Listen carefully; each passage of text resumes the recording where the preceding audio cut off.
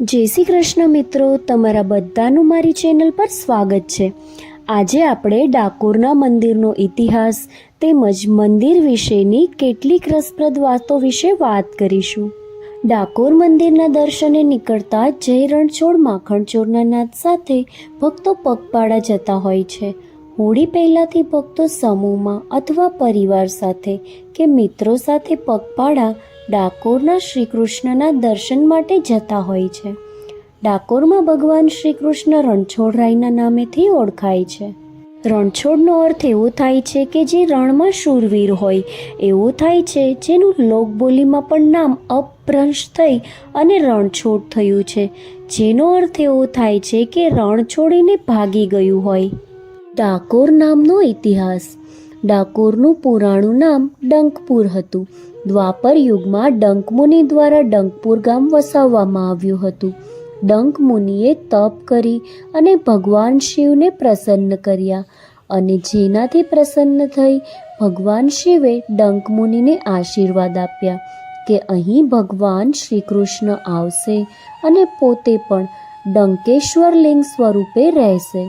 આજે પણ અહીં ગોમતી નદીના કિનારે ડંકેશ્વર મહાદેવ છે, જે આજે પણ શિવની સાક્ષી પુરાવે છે.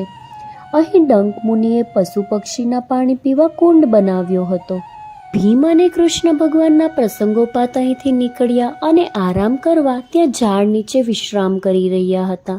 તે સમયે આ કુંડે તેમની તરસ छिपाવી હોવાથી પ્રસન્ન થઈને વધુ લોકો આ કુંડથી તરસ छिपाવી શકે તે માટે કુંડને મોટું કરવાનો વિચાર કર્યો અને કુંડમાં તેઓએ પોતાની ગદા મારી તેનાથી કુંડને તળાવનું સ્વરૂપ મળ્યું.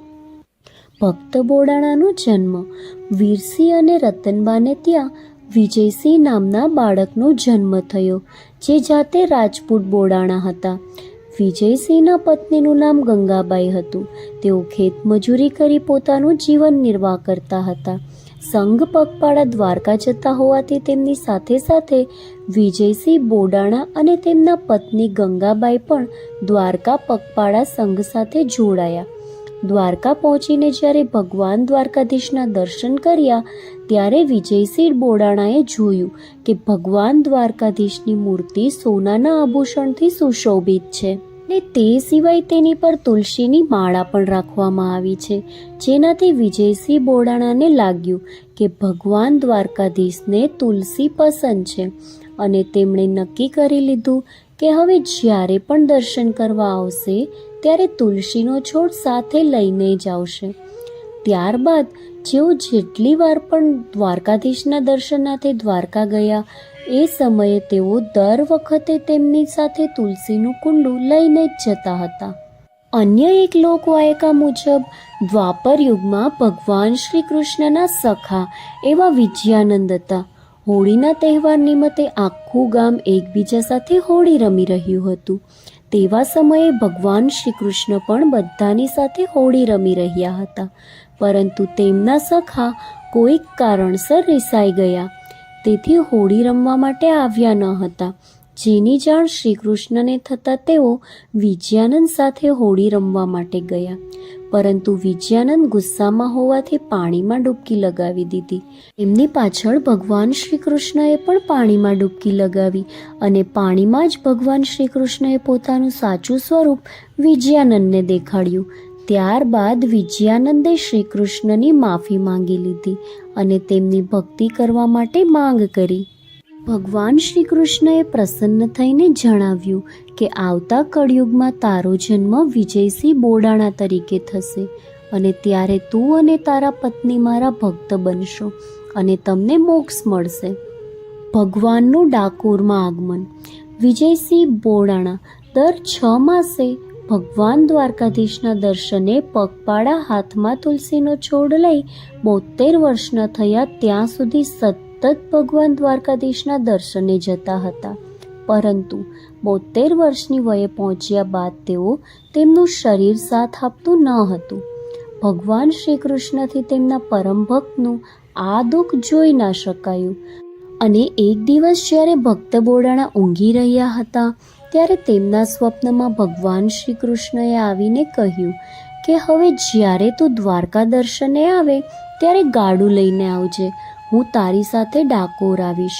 આ સ્વપ્ન જોયા બાદ ભક્ત બોડાણા જેમ તેમ કરી ગાડાની વ્યવસ્થા કરી અને દ્વારકા પહોંચ્યા.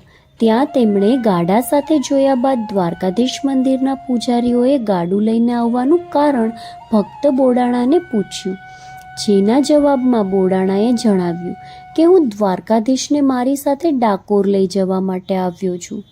આ વાત સાંભળીને દ્વારકા મંદિરના પૂજારીઓએ મંદિરને તાળા મારી દીધા અને બોડાણા મંદિરમાં પ્રવેશ ના કરી શકે તે રીતની વ્યવસ્થા કરી રાખી હતી. પરંતુ ભગવાન કોઈના બાંધીએ બંધાઈ રહેવાના હતા નહીં. પોતાની લીલા દર્શાવી મૂર્તિના સ્વરૂપે સ્વયં દ્વારકાધીશ ભક્ત બોડાણા સાથે ડાકોર જવા માટે ચાલી નીકળ્યા. ભગવાન શ્રી કૃષ્ણએ સ્વયં પોતે જ ગાડું હંકાવ્યું હતું અને બોડાણાને આરામ કરવા માટે જણાવ્યું હતું. ગાડું ચલાવીને એક રાતમાં જ દ્વારકાથી ડાકોર સવાર સુધીમાં આવી પહોંચ્યા હતા. જ્યારે સવારે દ્વારકા મંદિરના પૂજારીઓ મંદિરના દ્વાર ખોલે છે ત્યારે તેમને ભગવાન દ્વારકાધીશની મૂર્તિ ના મળતા ભક્ત બોડાણા પણ શંકા જાય છે. પૂજારીઓ મૂર્તિની શોધમાં દ્વારકાથી ડાકોર પહોંચી આવ્યા હતા.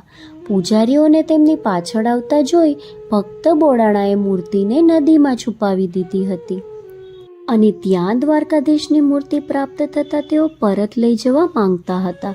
પરંતુ ભક્ત બોડાણાએ પૂજારીઓને સત્યથી વાકેફ કરાવ્યા અને જણાવ્યું કે શ્રી કૃષ્ણ પોતે તેમના સપનામાં આવી અહીં રહેવા માટે જણાવ્યું હતું. ત્યારબાદ સમાધાનના સ્વરૂપે દ્વારકાના પૂજારીઓએ જણાવ્યું કે જો ભક્ત બોડાણા દ્વારકાધીશની મૂર્તિના વજન જેટલા સોના ભારોભાર તોલી અને આપશે તો મૂર્તિને અહીં રાખી શકશે, નહીં તો મૂર્તિને દ્વારકા પાછી લઈ જવામાં આવશે. પૂજારીઓ ભક્ત બોડાણાની આર્થિક પરિસ્થિતિ જાણતા હતા કે ભક્ત બોડાણા આટલું સોનું નહીં આપી શકે અને મૂર્તિ આપણને પરત મળી જશે. ભગવાન શ્રી કૃષ્ણના આશીર્વાદ ભક્ત બોડાણા સાથે હતા અને ભક્ત બોડાણા પાસે સોના તરીકે ફક્ત તેમના પત્નીની નાકની વાડી હતી, જેનું વજન લેશ માત્ર હતું. જ્યારે વજન કરવા માટે એક બાજુ ભગવાન દ્વારકાધીશની મૂર્તિ અને એક બાજુ નાકની વાડી મૂકવામાં આવી અને સૌના આશ્ચર્ય વચ્ચે મૂર્તિના વજન કરતાં નાકની વાડીનું વજન વધુ થતાં પૂજારીઓને તે નાકની વાડી લઈને દ્વારકા પરત ફરવું પડ્યું હતું. ડાકોર મંદિરનો ઇતિહાસ. ડાકોરમાંથી ભક્ત બોડાણાને મૂર્તિ સોંપ્યા બાદ દ્વારકાના પૂજારીના ગયા બાદ ઘણા સમય સુધી તો ભગવાન દ્વારકાધીશની મૂર્તિ ભક્ત બોડાણાના ઘરે જ પડી રહી હતી. ત્યારબાદ ઘણા સમય સુધી ડાકોરના કાપડ બજારમાં આવેલા લક્ષ્મી મંદિરમાં તેની પૂજા આરાધના કરવામાં આવતી હતી. હાલમાં જે ડાકોરના રણછોડરાયજીનું મંદિર છે તે મંદિરનો શ્રેય શ્રી ગોપાલરાવ તાંબવેકરને જાય છે, જેઓ તે સમયના વડોદરાના રાજા શ્રીમંત ગાયકવાડના શ્રોફ હતા. તેઓ જ્યારે પુણેથી દ્વારકાધીશના મંદિરે સંઘ લઈને જતા તે સમયે તેઓને રાત્રે સ્વપ્નમાં ભગવાનના દર્શન થયા અને ભગવાને પોતાના સ્થળાંતરની વાત કરી અને ગોપાલરાવે હાલની યાત્રાનો સંઘ મોકૂફ રાખી ડાકોર તરફ પ્રયાણ કર્યા અને ડાકોર જઈ રણછોડરાયજીના દર્શન કર્યા. હાલના મંદિરના બાંધકામ માટે જમીનની ખરીદી કરી અને તે ત્યાં બાંધકામ શરૂ કરાવ્યું. 1772ની સાલમાં તેઓએ હાલનું ડાકોર મંદિરના લોકાર્પણ કર્યું, જેના માટે ₹1 લાખનો ખર્ચ થયો હતો. તો મિત્રો, આ હતો ડાકોરના ઠાકોરનો ઇતિહાસ અને ભક્ત બોડાણાની રસપ્રદ વાતો. જો મિત્રો તમને મારા આવા વિડીયો ગમતા હોય તો જરૂરથી લાઈક અને શેર કરજો અને આવા જ બીજા વિડીયોના નોટિફિકેશન મળતા રહે એ માટે મારી ચેનલને સબસ્ક્રાઈબ જરૂરથી કરી લેજો. Thank you for watching.